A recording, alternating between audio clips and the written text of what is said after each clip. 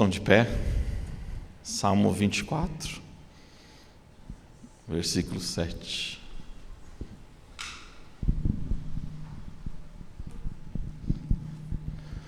O nosso querido mestre dos ares está voando nesse momento, né? Eu chamo ele de mestre dos ares. Nosso querido pastor Haroldo teve que trabalhar, foi de última hora, né?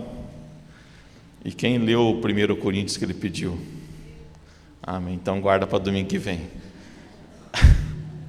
porque a mensagem que Deus deu para ele, né? Eu não posso querer copiar. Mas abra a palavra de Deus no Salmo 24, versículo 7. Tem uma partezinha do Salmo que eu quero compartilhar com vocês. Todo mundo achou? Amém? Diz assim: levantai, ó portas, as vossas cabeças, levantai-vos, ó portais eternos, e entrará o Rei da Glória. Aí o salmista pergunta: quem é o Rei da Glória? O Senhor forte e poderoso, o Senhor poderoso na guerra. Levantai, ó portas, as vossas cabeças, levantai-vos, ó entradas eternas, e entrará o Rei da Glória. E novamente o salmista pergunta: quem é este Rei da Glória? O Senhor dos exércitos, Ele é o Rei da Glória. Amém? Feche seus olhos. Pai querido, Tu és Senhor das nossas vidas, Tu és o Rei dos reis, o Senhor das batalhas, o Senhor dos exércitos, ó Pai. Pai querido, que nesta noite, Senhor, o Senhor venha falar conosco, ó Pai. Abre os nossos ouvidos espirituais, ó Pai, abre o nosso entendimento, Senhor. Oh, Pai querido, que o Teu Espírito Santo se faça presente neste lugar, que o Teu Espírito Santo possa estar trabalhando em nossas vidas, Senhor. Pai querido, que nós possamos ser daqui mais íntimos com o Senhor, conhecendo mais de Ti, ó Pai querido. Eu te peço isso em nome de Jesus. Amém. Amém? Pode sentar, querido. Eu acho que eu já preguei isso aqui uma vez, mas eu falei sobre escatologia. Mas eu não vou falar sobre escatologia hoje. Eu quero ficar nessa pergunta aqui que o salmista faz: quem é este Rei da Glória? Né? E eu quero perguntar para você: você conhece Jesus? Qual o teu grau de intimidade com Jesus? Você conhece Ele de ouvir falar ou de ter uma comunhão? Eu lembro uma vez num velório de um tio meu, tinha outra parte da outra família, né, que é da cunhada, e veio lá que era um sobrinho dele, pelo que eu soube um pouco da história dele, ele se converteu há pouco tempo e tinha se casado. E eu não conhecia a esposa dele, quase ninguém naquele velório conhecia. E quando eles chegaram, ele cumprimentou nós, eu lembro dele. E quando a mulher, a esposa dele, veio do lado dele, ela falava assim: ó, meu nome é fulana de tal, eu não lembro o nome dela. E eu falava: eu sou o Emerson. Ela assim: prazer.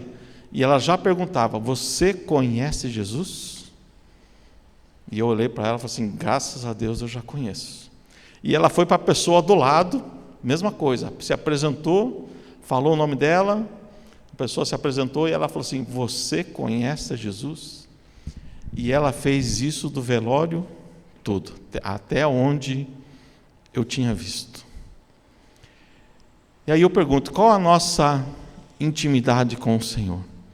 Será que nós conhecemos a Jesus nesse ponto, de ter discernimento, de quando é Ele que fala ao nosso coração, quando é Ele que está agindo na nossa vida? Se nós formos lá para Gênesis 18, fala assim que Abraão estava lá nos carvalhais de Manre, e era bem ao meio-dia. Eu também já falei sobre esse versículo uma vez. Mas ele, assentado lá na porta da sua tenda, ele viu 3 homens vindo. E ele se levantou, correu para eles, e ele se prostrou diante de um homem. E ele diz a palavra de Deus que ele o adorou. Ele prostrou o seu rosto em terra e o adorou. Aí eu fiquei me perguntando como que Abraão sabia quem era dos três, e dos três, por que ele se ajoelhou na frente de um deles. Ou seja, ali estava acontecendo para quem é teólogo, uma teofania. O que é uma teofania? É a manifestação de Deus de forma visível ou captada pelos sentimentos. Então ali naquela hora estava acontecendo uma teofania. E Abraão chegou e se prostrou diante de um deles. E se você for ler a palavra, ele diz que era o Senhor. Se for no original, era Yud, Re, Vav, Re, ou seja, o próprio Deus. E ele conversou com aqueles três e falou assim: deixa eu preparar alguma coisa para vos comerem. E ele correu, pediu para Sara preparar uns pães, foi no seu servo preparar um carneiro e tudo mais. E ali ele preparou, deixou aqueles três sentados na árvore, e ali ele levou a comida para os três e ele ficou de pé. E aqueles três se alimentaram, e conforme você vai lendo o texto, um daqueles três falou assim: posso eu ocultar alguma coisa de Abraão? Ou seja, Abraão, além de reconhecer quem era Deus, Deus ainda respeitava Abraão, porque sabia que dele viria uma grande nação, o povo escolhido dele. E se você ler o capítulo 18, for seguindo os versículos, você vê que 2 saíram para Sodoma e Gomorra. E o Senhor ficou com ele. E no texto diz assim: e Abraão permaneceu com o Senhor. E ali, como Abraão falou isso, ocultarei alguma coisa de Abraão, e ali ele contou que Sodoma e Gomorra ia ser destruída. E Abraão sabia que lá naquele local estava Ló, o seu sobrinho. E ele, com todo o respeito, chegou para Abraão e falou assim: Abraão, se por um acaso tiver 50 justos naquela cidade, você destruiria? E o Senhor disse: não, por causa dos 50 eu não destruiria. Mas Abraão ainda continuou: e se faltar 5? Se tiver 45, eu não destruiria.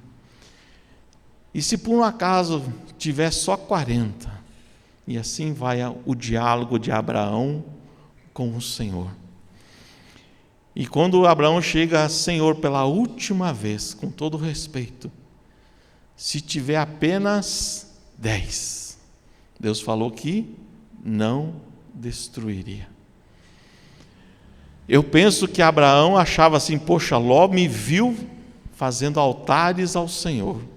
Ló deve ter visto que quando eu adorava o Senhor falava.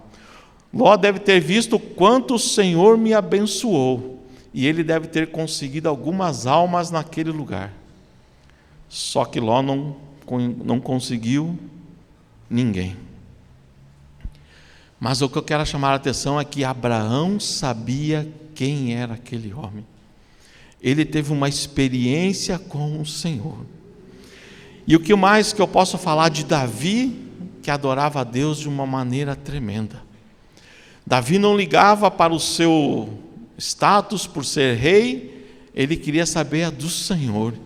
E quando ele errou, pecou, ele falou assim: Senhor, tira-me o reino, mas não me tire a tua presença.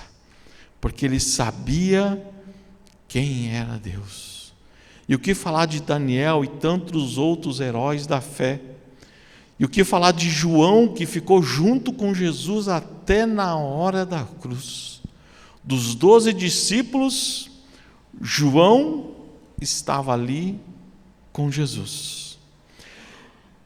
E quando nós vamos para a história de Moisés, que até então só se falava o Deus de Abraão, o Deus de Isaac e o Deus de Jacó. Deus de Abraão, o Deus de Isaac e o Deus de Jacó.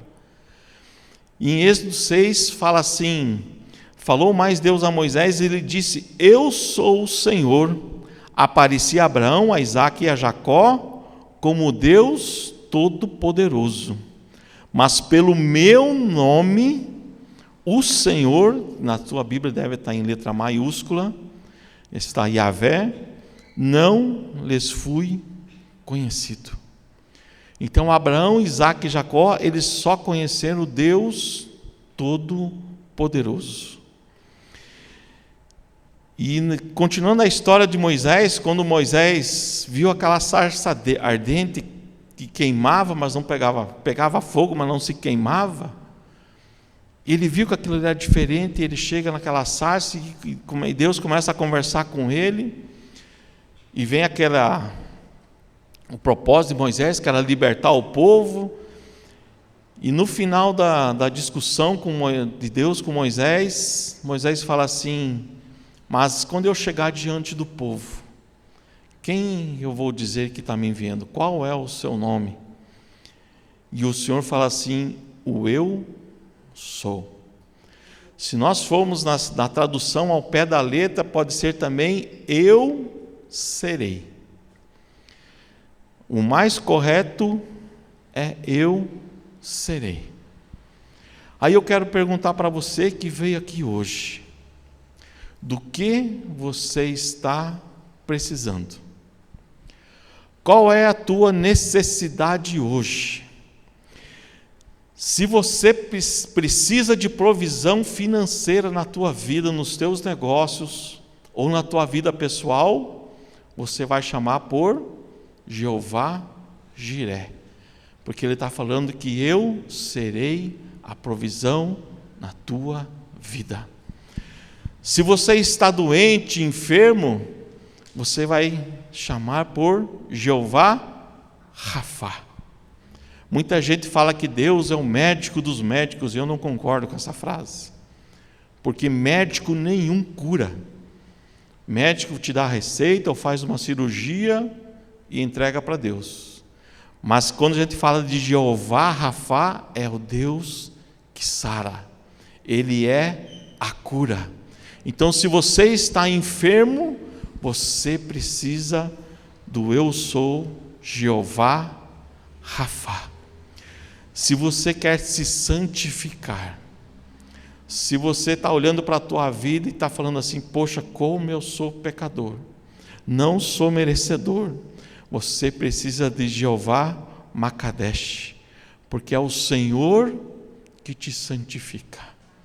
Nós não temos essa capacidade, mas o Senhor faz isso por nós. Se você está precisando de paz, é Jeová Shalom.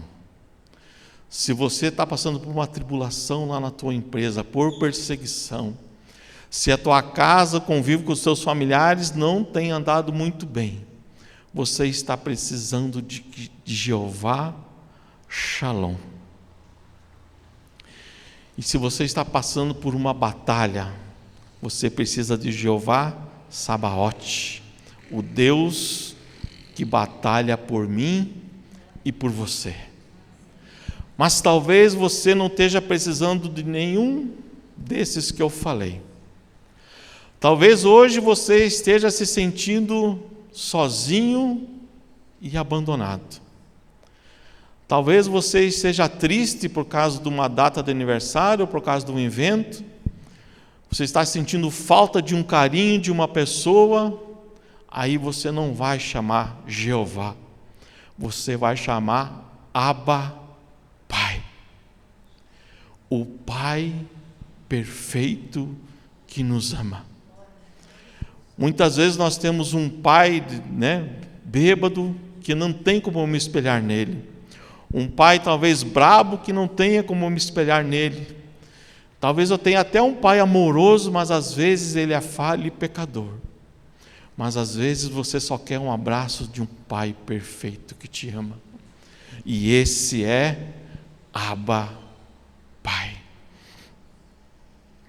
Davi sabia a quem ele servia.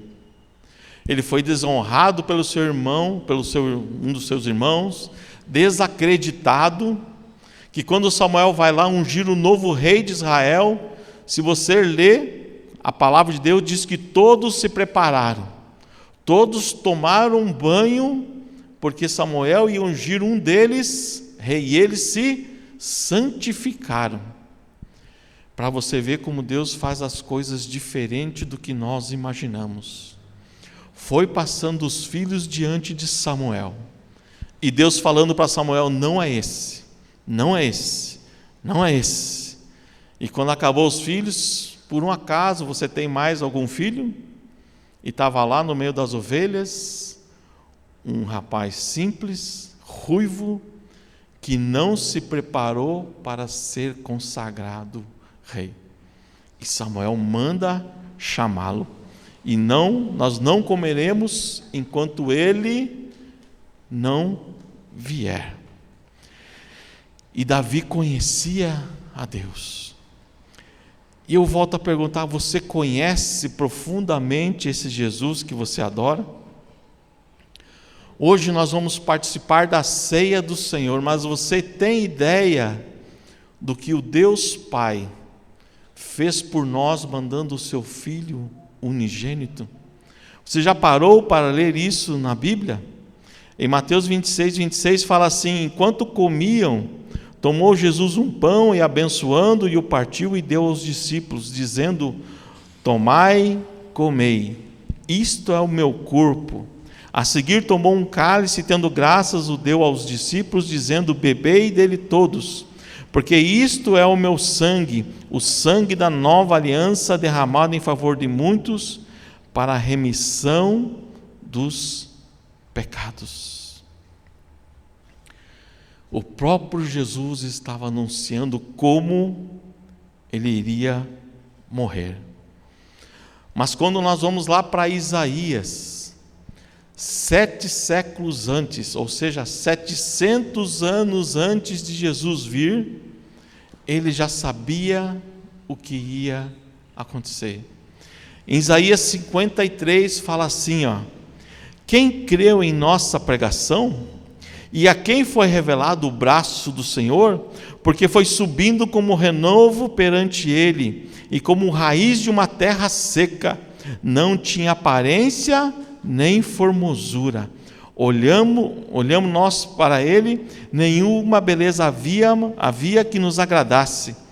Era desprezado e o mais rejeitado dos homens de dores, e que sabe o que é padecer, e como um de quem os homens escondem o rosto, era desprezado, e dele não fizemos caso. Certamente ele tomou sobre si as nossas enfermidades, e as nossas dores levou sobre si, e nós o reputávamos por aflito, ferido de Deus e oprimido. Mas ele foi transpassado pelas nossas transgressões e moído pelas nossas iniquidades. O castigo que nos traz a paz estava sobre ele, e pelas suas pisaduras fomos sarados.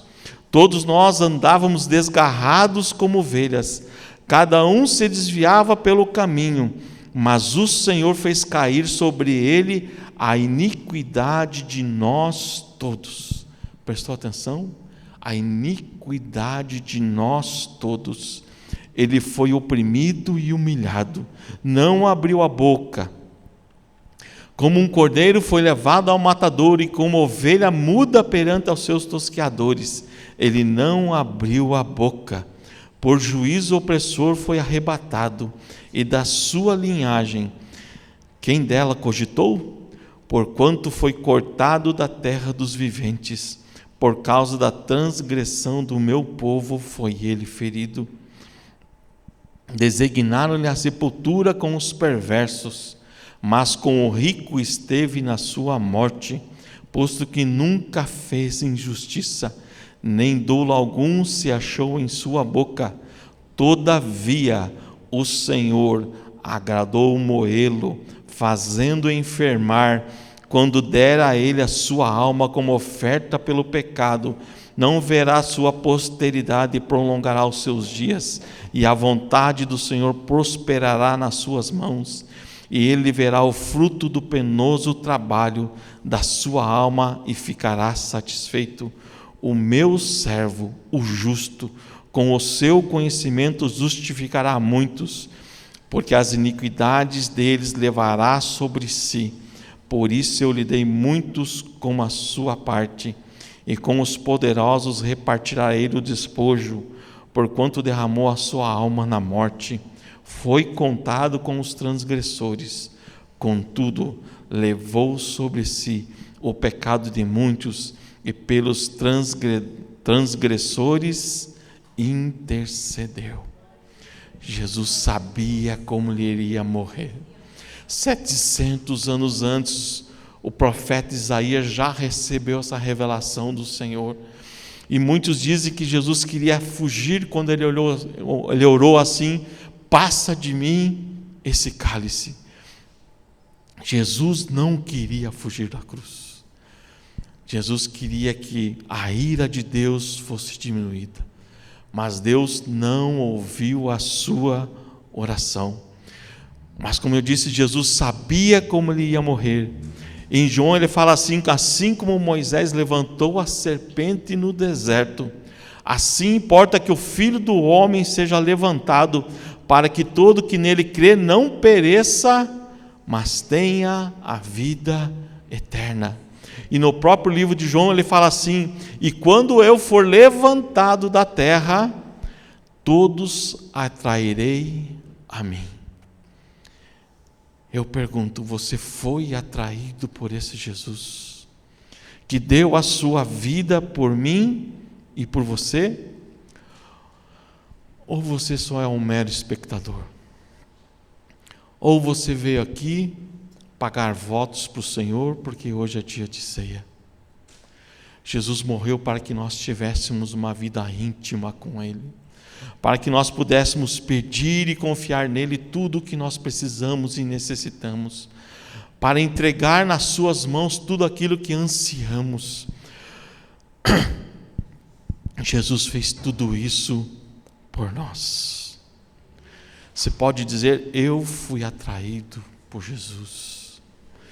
Então veja o que Ele fez por mim e por você. Você deve ter ouvido falar que Jesus despojou de toda a sua glória. E quando eu fico parando e olhando para esse texto, eu fiquei pensando: Jesus precisava disso? Ele estava no alto céus, junto com seu Pai, recebendo toda a adoração dos anjos. Mas mesmo assim ele veio, se fez carne, ele sentiu as mesmas dores que eu e você sentimos. Ele sentiu angústia quando ele estava para ir para a cruz, tanto é que ele suou gotas de sangue. Ele chorou, ele sentiu fome, sentiu sede, como todos nós. Então ele se despojou de toda a sua glória. E quando ele foi para aquela cruz, eu sei que muitos vêm de lares católicos, onde tem um crucifixo e Jesus pendurado com uma tanguinha na frente. E quando nós olhamos o texto, nós vemos que Jesus foi crucificado nu. Por quê? Porque em João 19 diz que os soldados tiraram sorte das suas vestes, do seu manto. As suas vestes os soldados dividiram, mas o manto lá que era sem emenda, os soldados tiraram sorte. E quando eu leio esse texto, eu fico pensando: poxa, como é que tem cristão que ainda joga na loteria? Porque enquanto o meu Salvador estava crucificado naquela cruz, nu, tinha homens aos seus pés lançando sorte, ou seja, jogando para ganhar alguma coisa. Mas por que Jesus se desposou de toda a sua glória?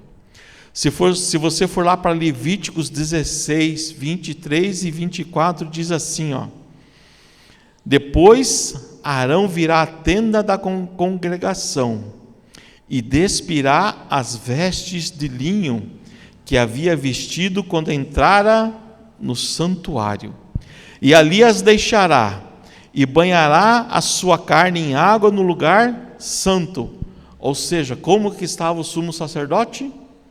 Nu, porque ele tinha que se banhar.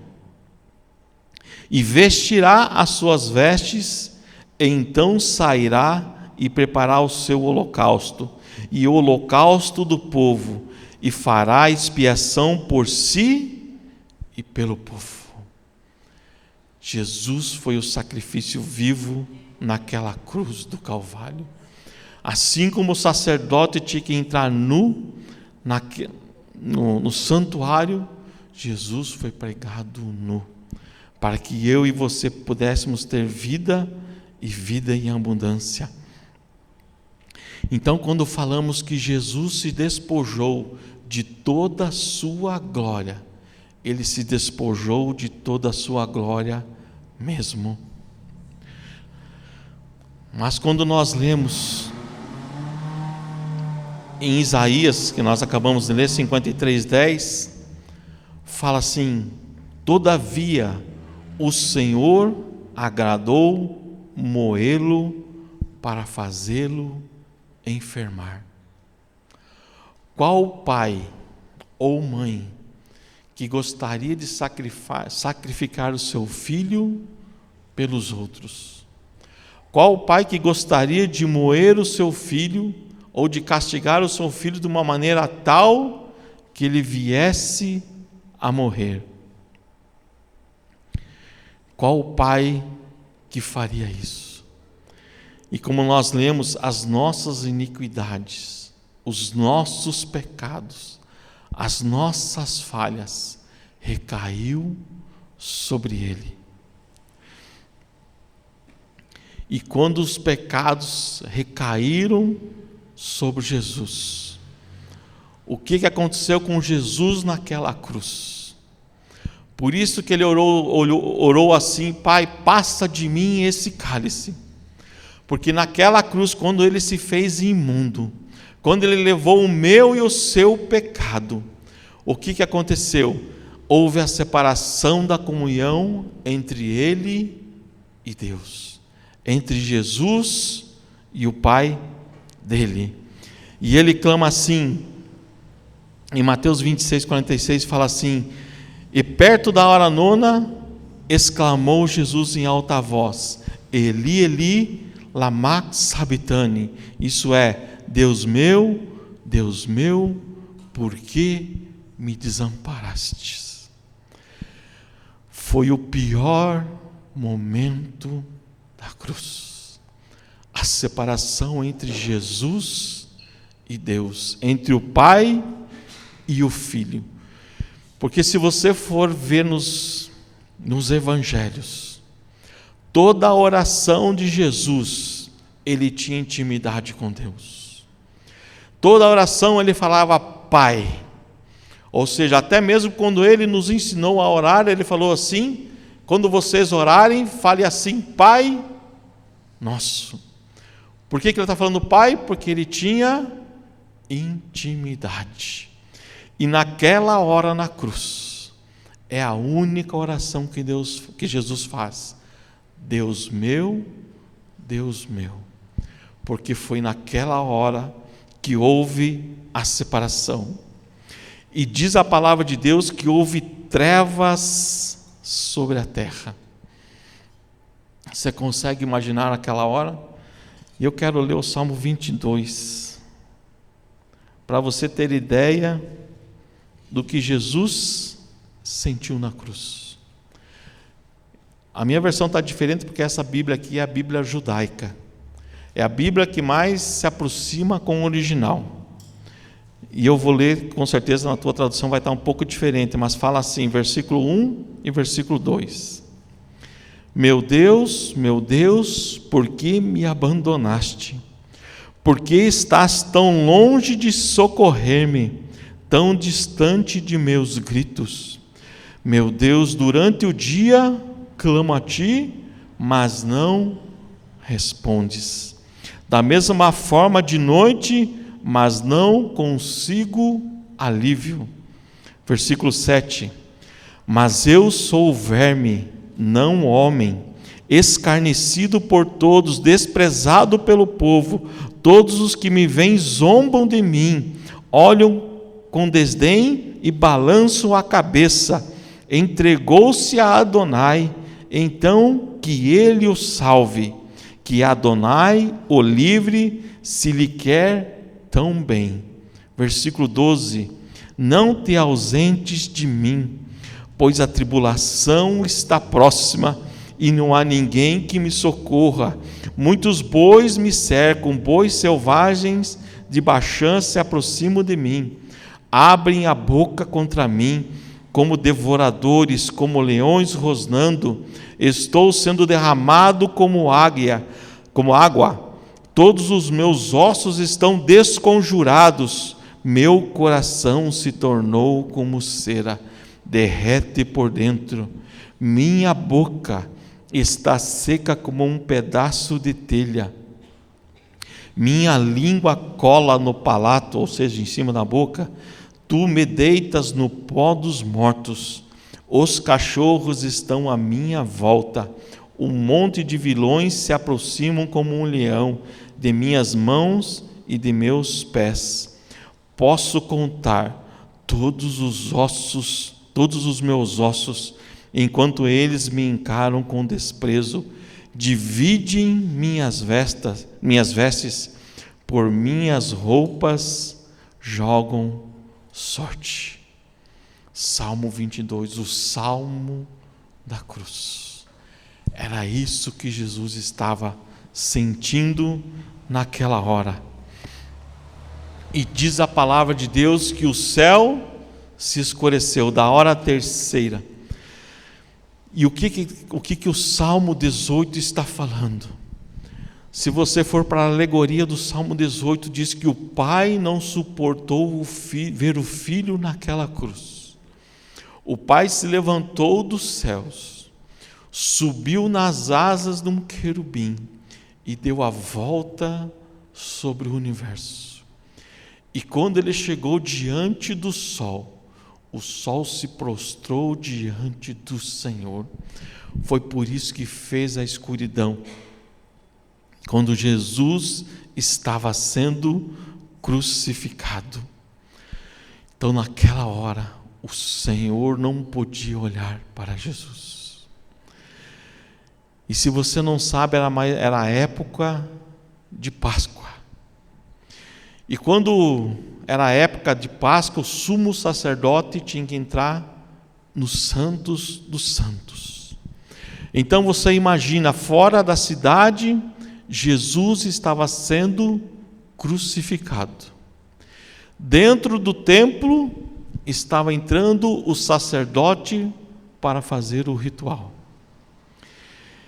E você imagina, ele faz todo aquele ritual, tira suas vestes, se lava, põe as outras vestes, faz o sacrifício, e ele entra no lugar santo, sai a fumaça lá do altar de incenso, e quando ele estava se preparando para entrar no Santo dos Santos, e no Santo dos Santos só podia entrar uma vez por ano, e se entrasse em pecado, morreria.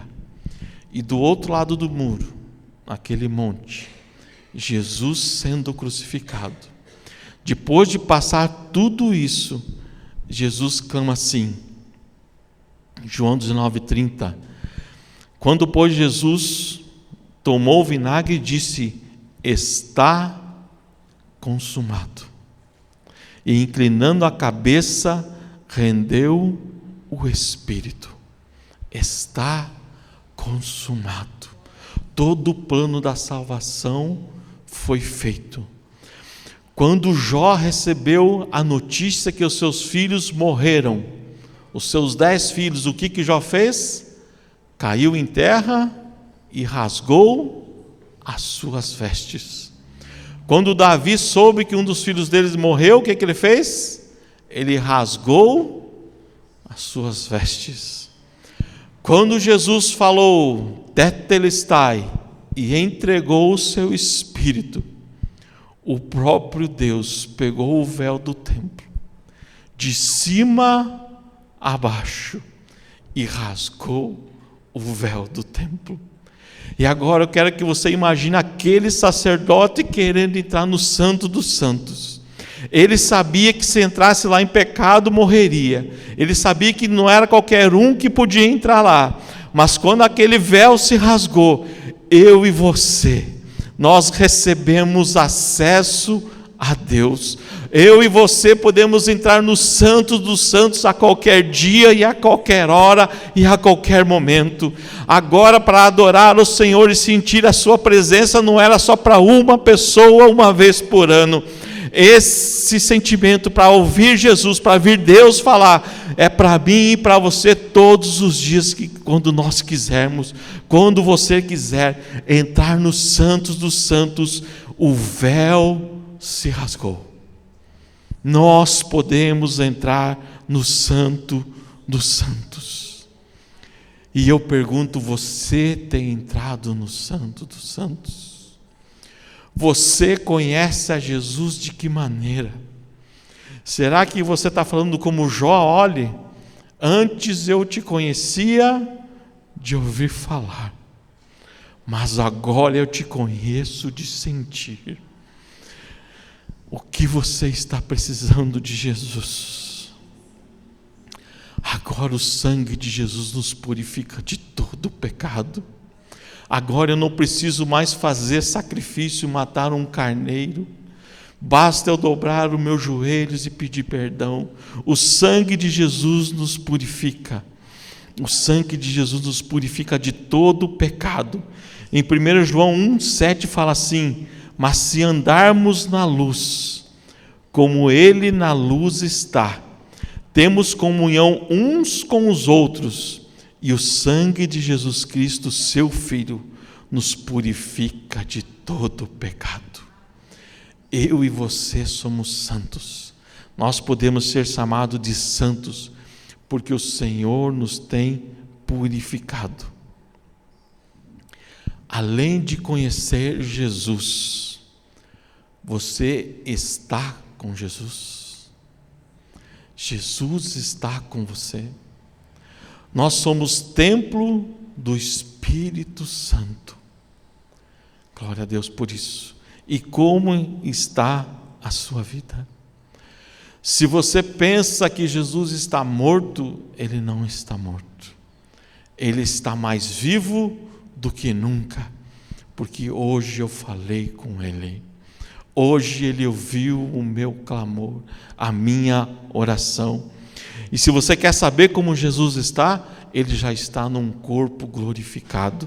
Em Apocalipse 1,10, eu me arrepio toda vez que eu leio esse versículo, porque fala assim: achei-me em espírito no dia do Senhor, e ouvi por detrás de mim uma grande voz, como voz de trombeta, dizendo: o que vês, escreve em um livro e manda às 7 igrejas: Éfeso, Esmirna, Pérgamo, Tiatira, Sardes, Filadélfia e Laodiceia. Voltei-me para ver quem falava comigo, e voltado vi 7 candeeiros de ouro, e no meio dos candeeiros um semelhante ao Filho do Homem, com vestes talares e cingido à altura do peito com uma cinta de ouro. A sua cabeça e cabelos eram brancos como a alva lã, como a neve. Os olhos como chamas de fogo, e os pés semelhantes ao bronze polido, como que refinado numa fornalha. A voz como muitas águas. Tinha na mão direita 7 estrelas, e da boca saiu uma espada afiada de 2 gumes. O seu rosto brilhava como o sol na sua força. Quando ouvi, caí aos seus pés como morto. Porém, ele pôs sobre mim a mão direita, dizendo: não temas. Eu sou o primeiro e o último, aquele que vive. Estive morto, mas eis que estou vivo pelos séculos dos séculos, e tenho as chaves da morte e do inferno. Jesus está vivo num corpo glorificado. E apesar de Ele ter toda a sua glória de novo, Ele quer ter uma comunhão comigo e contigo. Ele te espera na porta do seu quarto, na beira da sua cama, porque a palavra diz: entra no quarto, fecha a tua porta e ore, fale com Deus. Mas o falar com Deus não é só pedir, é ter um diálogo, é ter intimidade, é isso que o Senhor quer. Em Apocalipse fala assim, Apocalipse 3:20, eis que estou à porta e bato. Se alguém ouvir a minha voz e abrir a porta, entrarei em sua casa e cearei com ele e ele comigo. Então, se nós abrirmos a nossa porta do nosso coração, veja que privilégio é o Senhor Jesus entrar na nossa casa. Veja que privilégio é você sentir a presença de Jesus. Ele quer intimidade conosco. E hoje nós vamos participar da ceia.